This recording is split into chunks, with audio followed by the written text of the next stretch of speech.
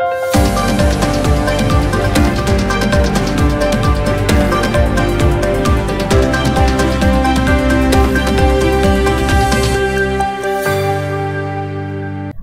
शंखनाद न्यूज चॅनलच्या बातमीपत्रात आपल्या सगळ्यांचं स्वागत आहे। सुरुवातीला पाहणार आहोत मुख्य बातम्या।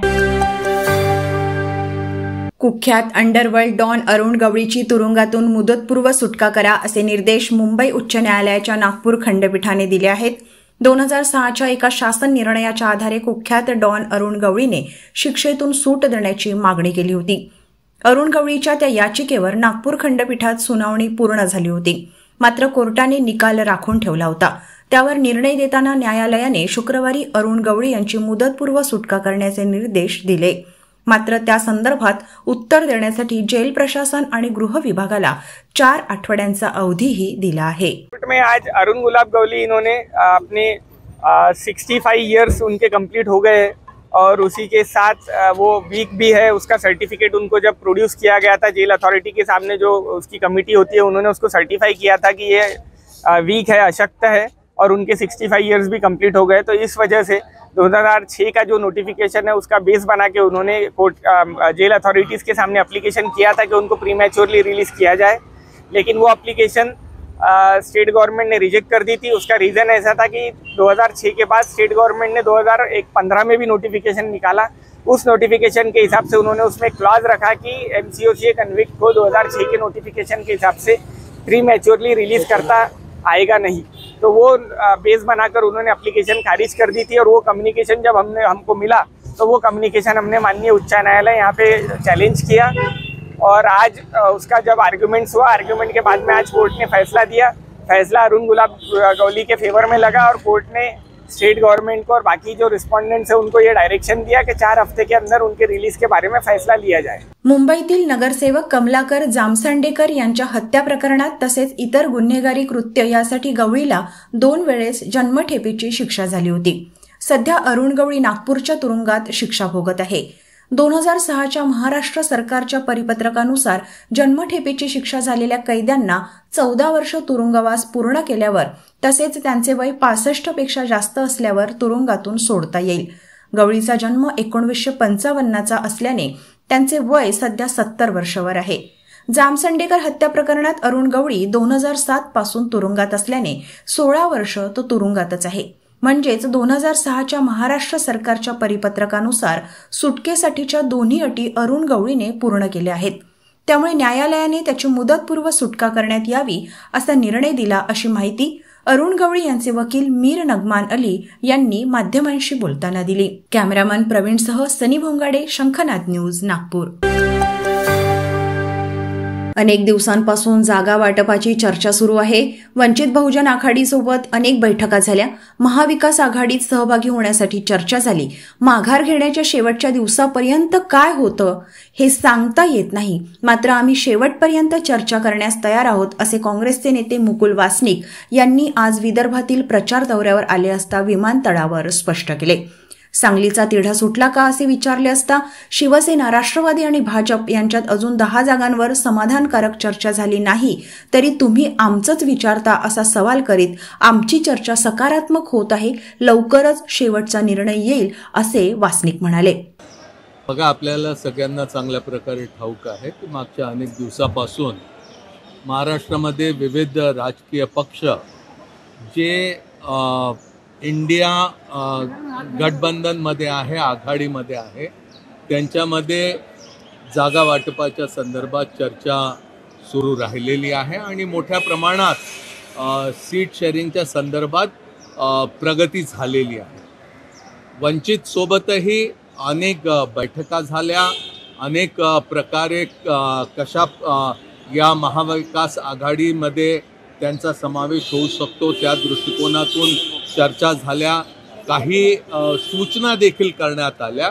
पण आपल्याला ठाऊक आहे की मागच्या काही दिवसामध्ये त्यांनी अनेक मतदारसंघामध्ये उमेदवार उभे केलेले आहे। पण आपल्याला एवढं मी यावेळेस सांगेन की माघार घेण्याच्या दिवसापर्यंत, त्या शेवटच्या क्षणापर्यंत काय होऊ शकतं त्याच्याबद्दल निश्चित असं काही सांगता येत नाही, पण त्या क्षणापर्यंत आम्ही ओपन आहोत कुठल्याही प्रकारची चर्चा करण्याच्या.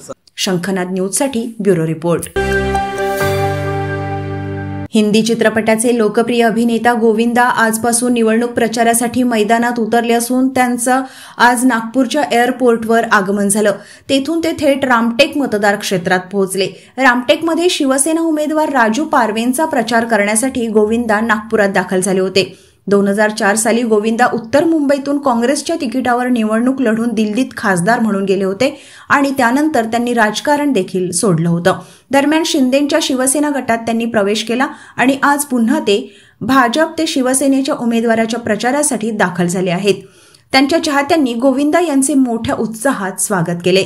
मैं धन्यवाद देता हूँ कि आज से ये शुरुआत हुई है. आप लोगों ने जिस तरह से स्वागत किया है उसका भी धन्यवाद है. ये भूमि के लिए प्रणाम करता हूँ क्योंकि शक्ति प्रधान जगह है. यहाँ से ही सब टॉप पर्सनालिटीज़ बाहर निकलती हैं पूरे देश में. और मैं आदरणीय राजू पारवे जी से शुरुआत कर रहा हूँ और ईश्वर से माई से प्रार्थना करता हूँ कि माँ सर्वत्र सफलता प्रदान करे और जैसे शुरू में हुए थे वैसे ही फिर हम कामयाब होता हूँ. हर जगह पे ये कह रहा हूँ कि जिस तरह से उन्होंने मुझ पर अपना भरोसा दिखाया और जिस तरह मुझ पर यकीन किया है, उम्मीद है कि हम लोग जो आज शुरुआत हुई है इसका जो पूरे जग में इसका डंका बजेगा. और ये जो शिवसेना का ये जो प्रचार ये शुरू हुआ है ये महाराष्ट्र तक ही नहीं, ये पूरे देश में और विश्व में इसकी प्रख्याति पहुंचने वाली है. ऐसे माई से प्रार्थना करता हूँ. तो अहम सवाल है क्योंकि आप इसमें कांग्रेस के सांसद मैं चुनाव के लिए ऐसा कुछ भी डिस्कस भी नहीं हुआ है और मैं टिकट भी नहीं मांग रहा हूँ. मैं ये चाह रहा था कि यहाँ से ये जो शुरुआत हुई है सेंटर में ये पुनः शुरुआत हुई है तो इसमें हम लोग कैसे आगे निकलते हैं ये देखा जाएगा. परंतु मैं साथ हूँ और मुझे जो साथ दिया है मैं उस साथ का धन्यवाद देता हूँ. महाराष्ट्र में मुझे हर व्यक्ति विशेष जितने भी हैं चाहे जो जहाँ से हो वो मुझे पराये तो लगते ही नहीं है और मेरा घर परिवार जैसा ही मुझे ऐसे. हाँ वाकई ये सब मेरे अपने ही हैं. परंतु ये है कि हम पक्ष लेके आए हैं और ये अपने विचार लेके आए हैं. यही जीत हो, यही पक्ष आगे निकले ऐसी माई से प्रार्थना करता हूँ. कॅमेरामॅन प्रवीणसह सनी भोंगाडे, शंखनाद न्यूज, नागपूर.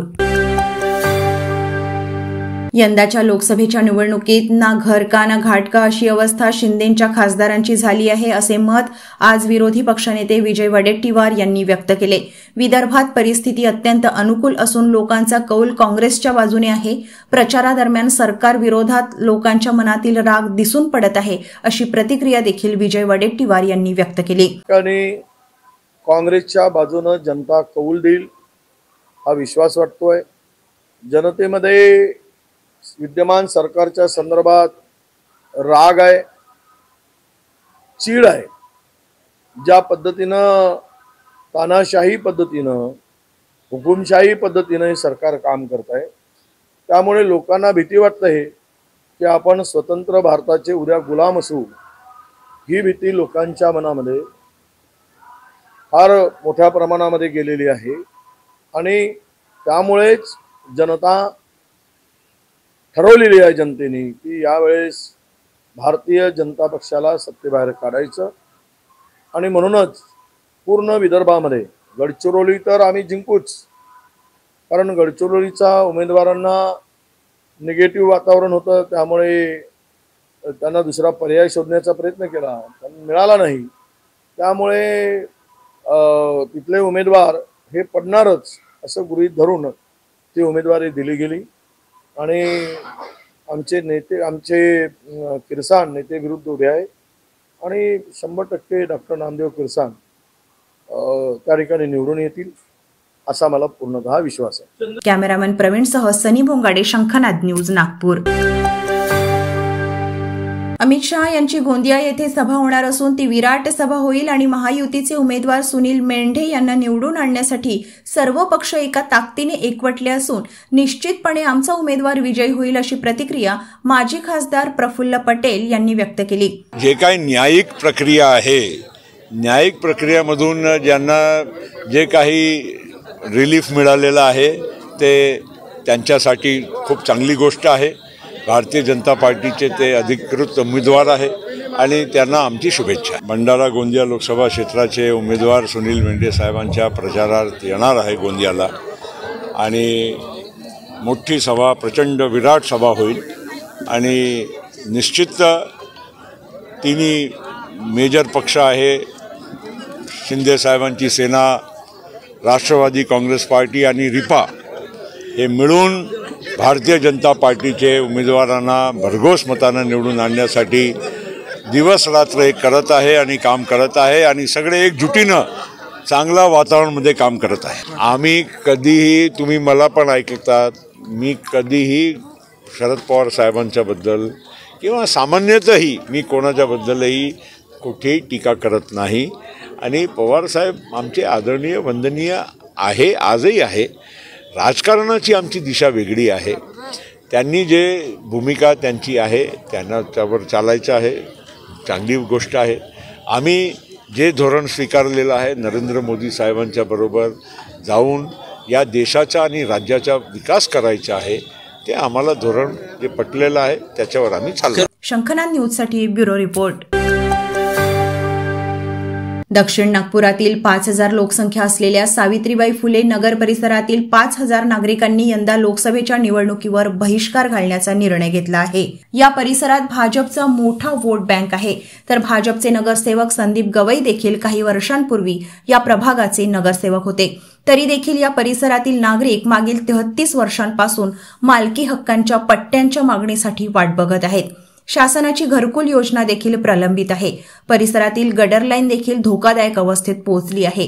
याबाबत वारंवार तक्रारी करून देखील कुठलीही हालचाल झाली नसल्यामुळे नागरिकांनी यंदा लोकसभेच्या निवडणुकीवर बहिष्कार घालण्याचा निर्णय घेतला आहे. जोपर्यंत आमची अशी भूमिका आहे की जोपर्यंत प्रत्येक उमेदवार 20 ते 23 उमेदवार या लोकसभेमध्ये उभे आहेत, जोपर्यंत प्रत्येक उमेदवार सावित्रीबाई फुले नगरच्या मूलभूत अधिकारांना मिळवून देण्याची लिखित आश्वासन देत नाही, तोपर्यंत मी लोकसभा निवडणुकीचा बहिष्कार करेन असा मी स्वतः निर्णय घेतला आहे.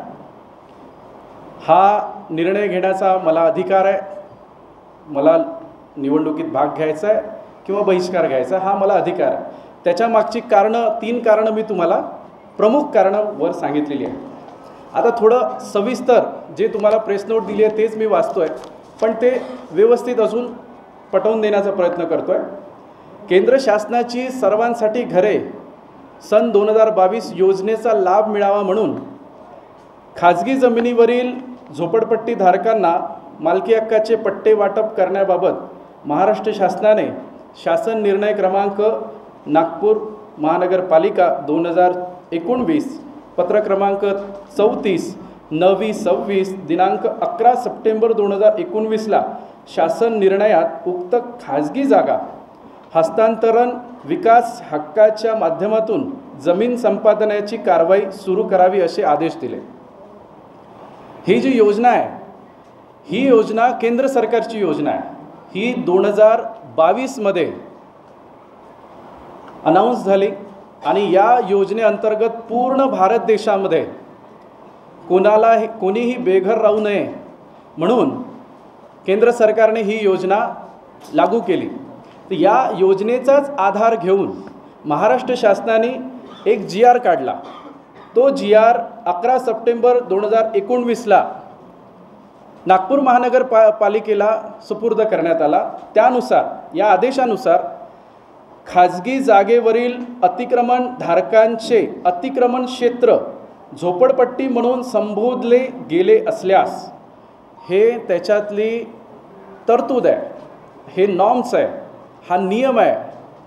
हे नॉर्म्स म्हणजेच अतिक्रमण क्षेत्र झोपडपट्टी म्हणून जर संबोधलं गेलं असेल अशा खाजगी जागेवरील अतिक्रमित झोपडपट्टी धारकांना पट्टे वाटप करण्याच्या अनुषंगाने शासनाने उक्त निर्णयान्वये कार्यप्रणाली निश्चित केली आहे। लोकसभेच्या उमेदवारांनी आमच्या मागण्या पूर्ण करण्याचे लिखित आश्वासन दिल्यावरच आम्ही सदर उमेदवाराला आपले मत देऊ, अशी प्रतिक्रिया परिसरातील नागरिकांनी दिली आहे। कॅमेरामन प्रवीणसह सनी भोंगाडे, शंखनाद न्यूज, नागपूर। टाटा आयपीएलच्या मॅच दरम्यान क्रिकेटचे फॅन्स डान्स मस्तीसह धमाल करू शकतील यासाठी टाटा आयपीएलच्या वतीने फॅन पार्कचं आयोजन करण्यात आलं आहे। 6 आणि 7 एप्रिल रोजी नागपूरकर शहराच्या रेशीमबाग मैदानात जाऊन निःशुल्करित्या या मॅचची मोठ्या स्क्रीनवर लाईव्ह मजा घेणार आहेत। सोबतच त्यांच्या मनोरंजनासाठी डान्स आणि विविध गेम्सची मजा देखील ठेवण्यात आली आहे। देशभरातील 50 शहरांमध्ये अशाच प्रकारचे आयोजन करण्यात येणार आहे। आने वाले वीकेंड को 6 और 7 अप्रैल को बीसीसीआई की तरफ से आईपीएल फैन पार्क का आयोजन किया जाएगा, जो नागपुर में रेशीम बाग में होगा। ये आईपीएल फैन पार्क पूरे इंडिया में टोटल 45 शहरों में हो रहा है, जिसमें very proudly to tell you Nagpur एक शहर रहेगा। इस आने वाले वीकेंड सैटरडे और संडे को आईपीएल फैन पार्क में नागपुर की जितनी भी क्रिकेट प्रेमी जनता है वो रेशीम बाग में आके इस आईपीएल फैन पार्क का एक लुत्फ एक एक्सपीरियंस ले, जो पूरी तरह निःशुल्क रहेगा, फ्री ऑफ कॉस्ट रहेगा। इसमें किसी भी तरह की कोई टिकट की कोई प्रविधा नहीं है, सिर्फ एक सिंपल रजिस्ट्रेशन प्रोसेस होगा और लोगों की एंट्री की जाएगी। बीसीसीआई की तरफ से सिक्योरिटी और लॉ एंड ऑर्डर को दिमाग में रखते हुए पूरी अरेंजमेंट की गई है, जिसमें प्रशासन का भी पूरा सपोर्ट है और साथ ही साथ में एंट्री के साथ साथ पीने के पानी की भी फ्री में व्यवस्था की जाएगी। अब ये जब आईपीएल फैन पार्क का आयोजन हुआ है शहर में, इसमें हमने जितने भी प्रशासन है, जितने भी अथॉरिटीज़ हैं, सबसे परमिशन लेके, उनका अप्रूवल लेके हम ये आईपीएल फैन पार्क का प्रोग्राम कर रहे हैं। और पर्सनली हमारी तरफ से लॉ एंड ऑर्डर और सिक्योरिटी का अरेंजमेंट के साथ साथ प्रशासन की तरफ से भी हमको पूरा सपोर्ट मिला हुआ है।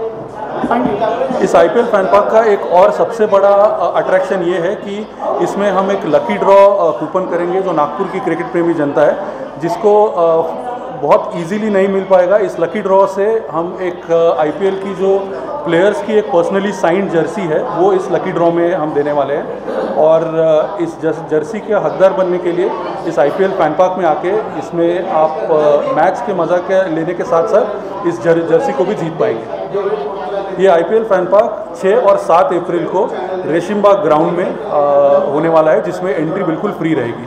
कॅमेरामन प्रवीणसह सनी भोंगाडे, शंखनाद न्यूज, नागपूर।